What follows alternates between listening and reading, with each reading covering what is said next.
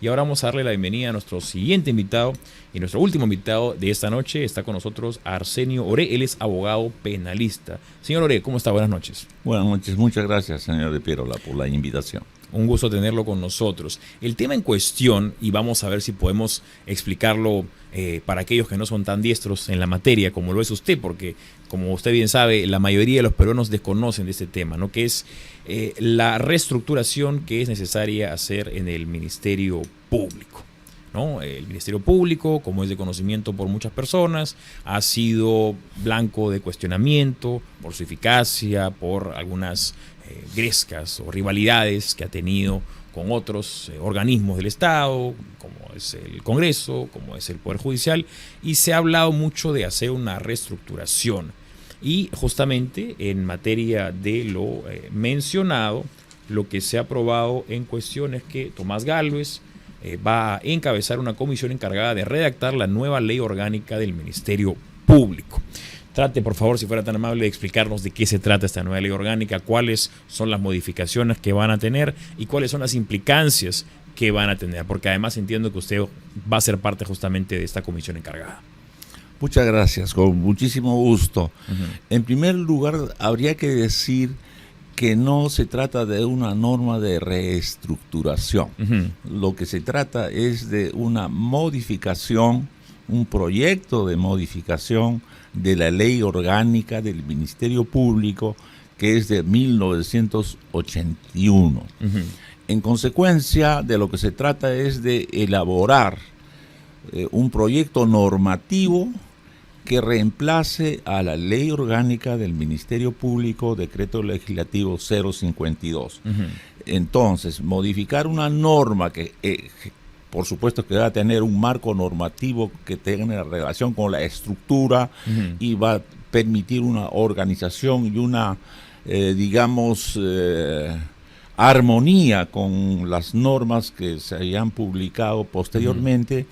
Es eso, no una reestructuración, pero sí un marco normativo nuevo que permita nuevos diseños, una armonización con la Constitución, con el Código Procesal Penal, etcétera, ¿no? Ahora, ¿cuál es la causa por la cual se tiene que hacer esta modificación? Uno podría comprender que la antigua ley orgánica tenía alguna deficiencia, por lo cual se tiene que hacer una modificación. No es tanto así. El asunto es que la ley orgánica del Ministerio Público fue, digamos, consecuencia de que en el año 79, con la Constitución del 79, se independizó, ¿no? Se excluyó del Poder Judicial a donde pertenecía el Ministerio Público y se diseñó un Ministerio Público autónomo constitucionalmente. Eso fue el año 79. Y en consecuencia se creó el Ministerio Público y se expidió este decreto legislativo 052, que es el marco normativo.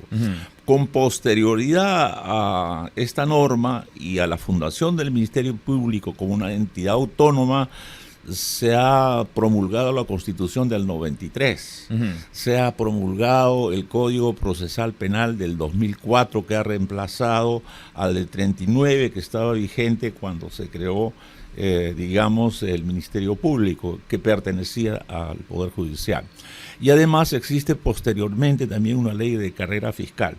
Entonces, no solamente que hay que actualizar, ponerle en armonía, digamos, no solamente con estos cuerpos jurídicos constitucionales y orgánicos del país, sino con los convenios internacionales con posterioridad promulgados en el marco internacional y que obligan al Estado peruano mediante convenios que tienen que, observarse en la lucha contra la criminalidad contemporánea.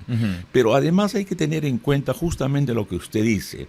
El Ministerio Público es una entidad constitucional autónoma de muchísima importancia. Entre otros aspectos, digamos, en la investigación del delito, en esta época en que asistimos a un nuevo tipo de delitos, cuando se creó el Ministerio Público, nuestra criminalidad actual es muy violenta, muy tecnificada, de muchísimos recursos y, digamos, globalizada. Y algunas características del delito se han desplazado, digamos, de agraviados que antes eran las personas, ¿no? A veces, en esa época, hace 40 o 50 años, los agraviados de los delitos eran generalmente personas. Ahora, cierto tipo de criminalidad violenta, digamos, ocupa territorios. Sí. Patás, digamos, no es un delito contra una persona determinada, ocupa un territorio y organizaciones criminales en escenarios globales. Entonces, en primer lugar eso, el tipo de criminalidad distinta que caracteriza a la criminalidad contemporánea. Y además tenemos que ver que algunos fenómenos que han sobrevenido a nuestra justicia penal, en la cual el Ministerio Público ejerce la titularidad de la acción. Lo que estamos viendo es lo que se ha dicho, ¿no es cierto?, la politización de la justicia, ¿no es cierto?, especialmente penal. Actualmente los señores fiscales, a diferencia de hace 30, 40 años, tienen que decidir no solamente la vacancia, la iniciación de un proceso, tienen que usar sus prerrogativas contra gobernantes, contra ministros, contra altos funcionarios del Estado, haciendo, digamos, cambiar, digamos, el marco político de nuestra sociedad. Sí. Y en consecuencia, ese tipo de mecanismos mediante los cuales se viene utilizando la investigación y el Ministerio Público, no en general, ¿no es cierto?, y la policía, como un instrumento de confrontación política, de poder, hace pues que efectivamente tenemos que actualizar, tenemos que modernizar, se tiene que generar el marco normativo que haga que el Ministerio Público vuelva a ocuparse de lo que tiene que ocuparse, que es de la investigación del delito, contribuir con la seguridad como un mecanismo no solamente de investigación o de prevención. Es momento en que nuestras instituciones y nuestros funcionarios, llámese policías, fiscales, jueces, dejen de tener problemas interinstitucionales e interpersonales. Nosotros no podemos enfrentarnos, digamos, haciendo una persecución desorganizada a una criminalidad altamente organizada. Lo que ha mencionado ahora es de suma importancia porque la policía y el Ministerio Público han tenido esta rivalidad en los últimos años ocasionada justamente por quién debería liderar la investigación. ¿Dónde termina la responsabilidad de la policía? ¿Dónde comienza la responsabilidad de la fiscalía? ¿Dónde debería ser ese cruce para evitar que haya justamente un cruce de acciones que terminen entorpeciendo y que delimitadamente se sepa el policía termina aquí y aquí comienza la fiscalía? Lo que sucede es que hace más de 40 años que venimos discutiendo quién debe dirigir la investigación, sí, ¿no es cierto? Y entonces eso ha ocasionado que en la elaboración del nuevo Código Procesal Penal de 1991 y luego en el 2004 nos hemos pasado en los debates, ¿no es cierto?, discutiendo quién dirige a quién. Pero a la sociedad no le interesa mucho quién tiene el poder de la investigación. Lo que le interesa a la sociedad es que haya una investigación eficiente, lleno de garantías, en que los funcionarios no se discutan quién tiene el poder, sino desde el área de su especialidad contribuyan a organizar un enfrentamiento sólido contra la criminalidad de todo tipo y en consecuencia lo que hay que hacer es una interpretación adecuada, teleológica de la Constitución. Nos hemos pasado discutiendo si es verdad lo que dicen algunos sectores policiales, que el artículo 166 de la Constitución establece que la policía previene e investiga el delito, ¿no? Entonces, con ese artículo 166, algunos sectores de la policía, no todos, ¿no es cierto?, consideran que tiene que ser el policía quien investiga y no el fiscal. Sin embargo, el artículo 159, inciso 4, dice que el fiscal es el que conduce la investigación desde un primer momento. Entonces, ahí aparece una supuesta incongruencia, ¿no es cierto?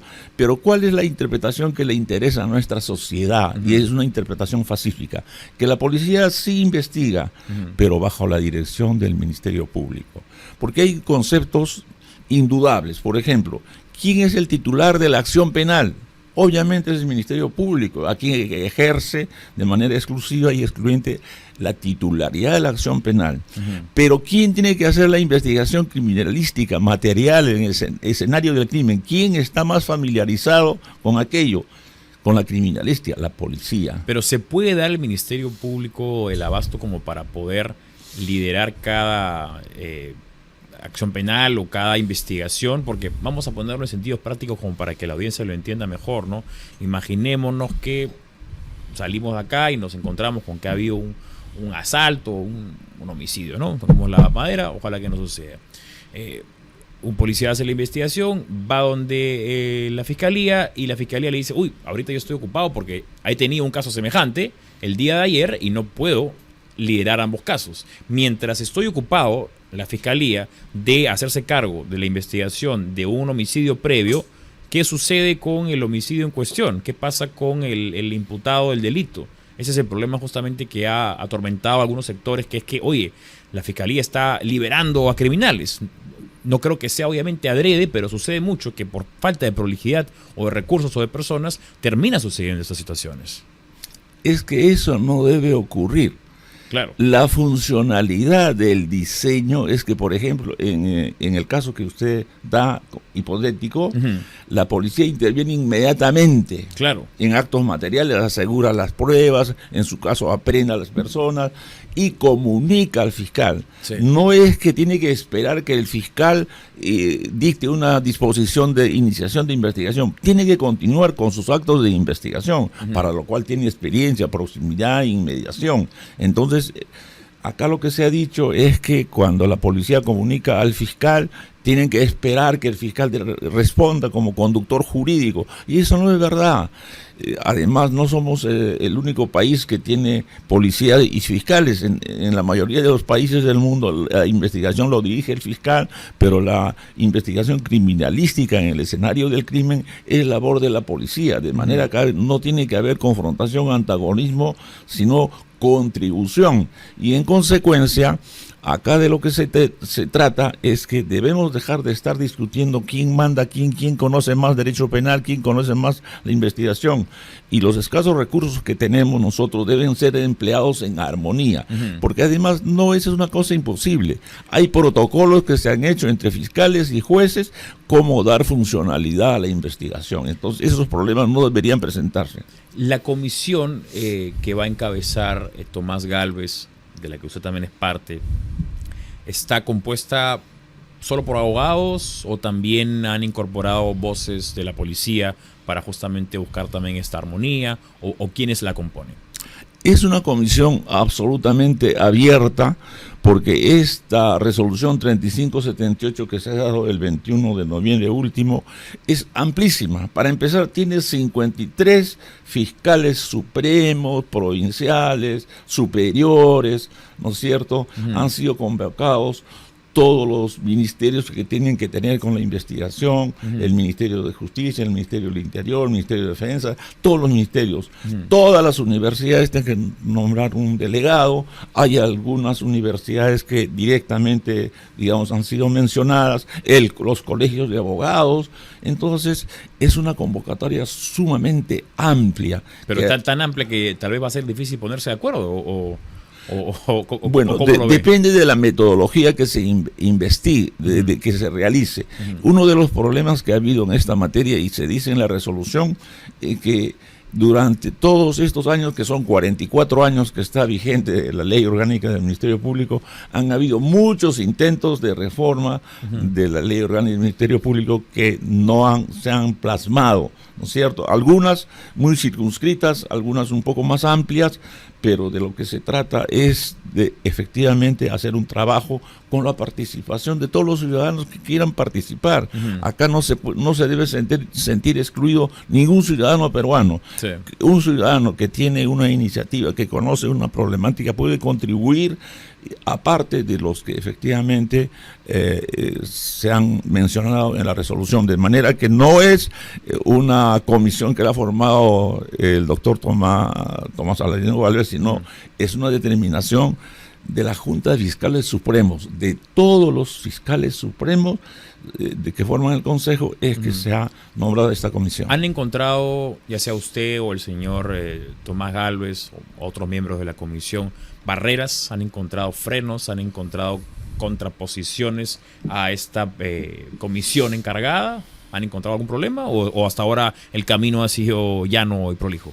Lo que pasa es que esto pues es de viernes pasado, domingo se ha publicado, estamos martes, y han habido algunos comentarios equivocados que en algunos casos, digamos, pueden ser un prejuicio o un desconocimiento, ¿no? Por ejemplo, se ha dicho que se ha nombrado a abogados que han tenido investigaciones o que han apoyado, digamos, la modificación de la ley de extinción de dominio. Entonces, en algunos casos, como algunos respetables políticos que son muy acertados, creo que están equivocados, ¿no es cierto? En primer lugar, no se puede excluir a los profesores que son abogados de muchísimo prestigio, como Percy García Cabero, Carlos Caro, García Toma, que somos también profesores. Sí. Y así como los señores fiscales, los señores jueces, van a todos los medios a hablar sobre sus casos y dar sus opiniones, entonces, ¿con qué derechos se tendría que excluir a los profesores que no solamente nos preocupamos por nuestra labor académica, sino algunos de los profesores, o casi todos los profesores, para no hablar de mi persona, como Percy García Cabero, es uno de nuestros penalistas de quienes nos sentimos orgullosos por su capacidad académica internacional, ha escrito muchos libros, Carlos Caro, García Toma, entonces son personas respetables, que efectivamente son deberían ser incluidas en forma ad honorem para dar nuestra contribución, y en todo caso aquellos, digamos, políticos o académicos que tengan interés en las instituciones de nuestro país tan importantes como el Ministerio Público, pueden leer las obras de Percy García Cabero, claro, y no Carlos, y no dar opiniones totalmente erradas, ¿no? Como decir, estos abogados han, digamos, estado de acuerdo con la modificación de la ley de extinción de dominio, cuando justamente el Tribunal Constitucional ha puesto en claro que la ley de extinción de dominio se ha desnaturalizado, ha sido un atentado contra la propiedad privada, ha sido un atentado contra la presunción de inocencia, la inversión de la carga de la prueba. No le han tocado nada a las organizaciones criminales internacionales, ¿no? El Tren de Aragua, los pulpos, etcétera, no le han quitado nada. Le han quitado, digamos, a un ciudadano de Cusco que alquiló 500 metros de 2.000 metros, le han incautado la propiedad de 2.000 metros. A los dueños de embarcaciones, por decir que están haciendo pesca, en época no permitía, le quitan las embarcaciones. En Puno, digamos, le incautan cajetillas de guerra de contrabando, le incautan los buses. Entonces, ha sido, digamos, no solamente un atentado contra los derechos fundamentales, lo que ha obligado a la Defensoría del Pueblo a recurrir al Tribunal Constitucional, y el Tribunal Constitucional, en una sentencia ejemplar, ha puesto las cosas en su sitio. Y probablemente algunos distinguidos políticos a quienes respeto mucho no han leído la sentencia del Tribunal Constitucional, no han leído una línea y dicen que estamos descalificados porque hemos apoyado. Tampoco no es que yo haya apoyado, sino como profesor, claro, tengo la obligación de conocer antes de dar una opinión. Y yo creo que sí, esta es una invitación no solamente a los que hemos sido convocados, que son muchísimos, sino a todos nuestros ciudadanos. No podemos pasarnos la vida en confrontaciones políticas sin analizar los problemas. Ahora, nuestro país necesita nuestras opiniones. De acuerdo. Por la envergadura de la convocatoria, porque como bien usted ha dicho, no solamente son un grupo de reconocidos abogados, sino también había una convocatoria a jueces y fiscales, y también a profesores, universidades, etcétera. ¿Cuándo es que va a estar finalizada la nueva ley orgánica? ¿Cuánto calculan que se va a demorar? ¿O cómo es la metodología? ¿Cómo es el proceso justamente para tomar estas decisiones y finalmente redactarla?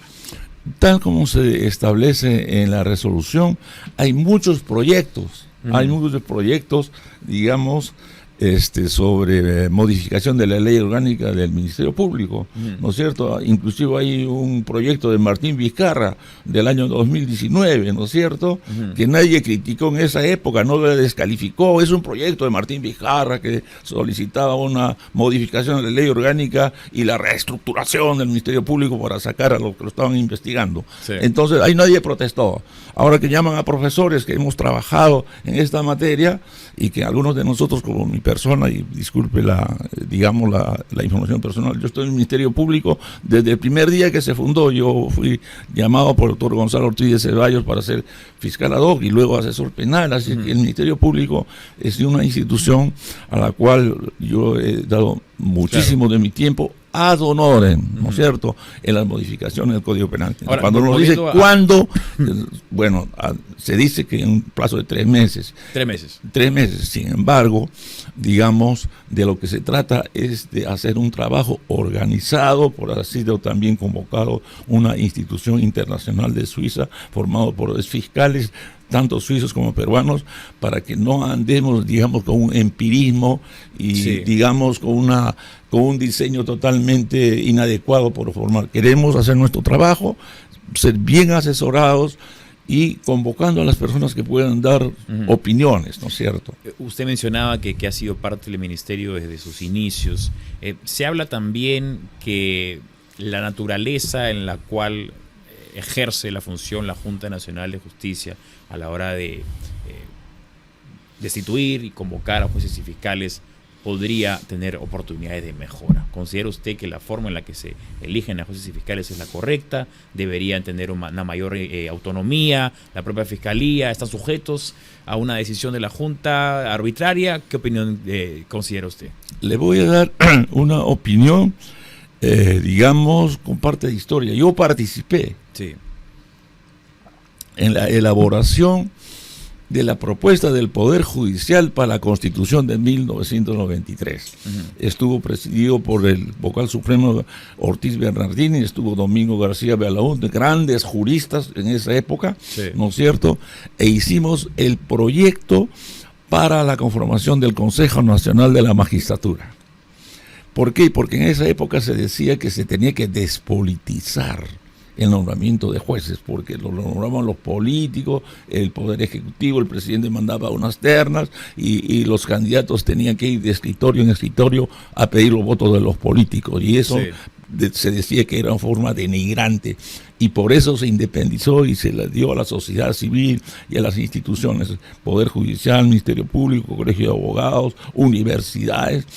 Y yo le puedo decir así con absoluta certeza, y además he escrito un artículo que voy a pedir a Edgar que se lo envíe mañana, que el primer Consejo Nacional de la Magistratura fue inobjetable, ejemplar. ¿Quiénes estaban ahí?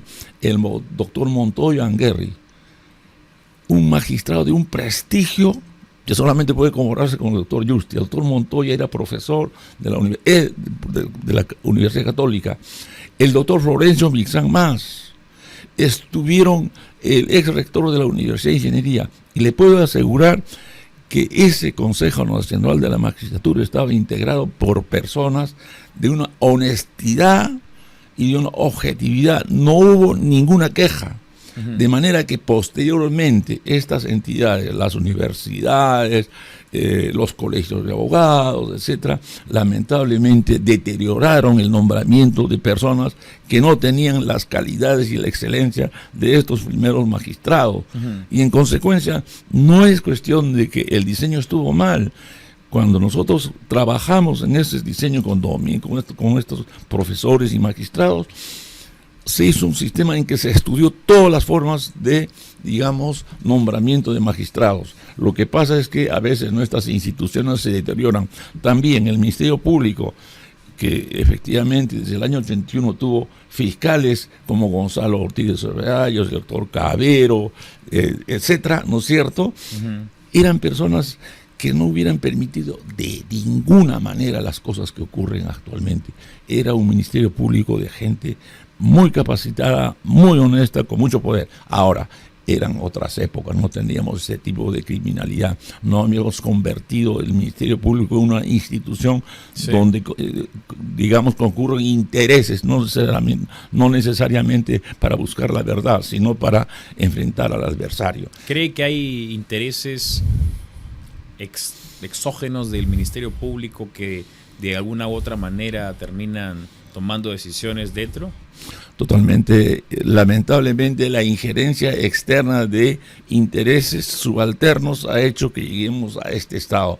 Y cuando se dice de la crisis del Ministerio Público, cuando se dice la desorganización del Ministerio Público, no se debe emplear ese término. Es como decir los periodistas, no todos los periodistas. Claro, algunos. En el Perú hay 8.300 fiscales, claro, de los cuales el 90% son gente honesta, estudiosa, en provincia, ajeno a todo tipo de corrupción. Pero cuando uno, 2 o 10 o 15 o 20 fiscales, digamos, desdibujan su función, eso no se puede generalizar. Sí. Y yo estoy absolutamente seguro que tanto fiscales como jueces honestos van a reconquistar la forma en que el Ministerio Público estaba conducido originalmente. Yo no quiero descalificar a los señores fiscales, sí, pero no todos son así. Me parece prudente, ¿no? La generalización siempre termina siendo negativa, ¿no? Es inapropiado decir que, como bien dice el doctor Ore, que porque unos cuantos han obrado mal o de manera suspicaz, ya todo el resto es igual, equivalente en moralidad o en ética, ¿no? Doctor Arsenio Ore, abogado penalista y también miembro del comité justamente que está reescribiendo la comisión encargada de redactar la nueva ley orgánica del Ministerio Público. Estuvo con nosotros, doctor. Un placer conocerlo, un placer conversar con usted. Muy agradecido y muchas gracias por la invitación. Mañana le voy a enviar el artículo que escribí sobre el Consejo Nacional de la Magistratura, que se ha denigrado tanto, pero el primer consejo fue ejemplar. Bien. Brevemente también, a ver si es que nos puede regalar alguna opinión. El día de mañana es la audiencia del señor Martín Vizcarra. ¿Qué cosa considera usted que sea el resultado? Yo no conozco el expediente, pero he escuchado distinguidos colegas, señores fiscales y jueces, que dicen que efectivamente hay pruebas contundentes, no las personas que han estado vinculados a él y según la acusación fiscal son los que han dado la información de cómo se cometió ese delito. Sí. Y entonces, al margen de la suerte del señor Vizcarra, con quien nunca estaré de acuerdo, ¿no es cierto?, yo quiero que se haga justicia. Quienes hayan delinquido y existen pruebas, efectivamente que sufren las consecuencias de su conducta. Es una aspiración de nuestro país, que los que delinquen sean condenados y los que efectivamente no han cometido sean absueltos. Este es lo que tenemos que buscar. De acuerdo con usted, ¿no? Creo que por el bien del Perú debe haber justicia. Doctor, muchas gracias nuevamente por acompañarnos esta noche.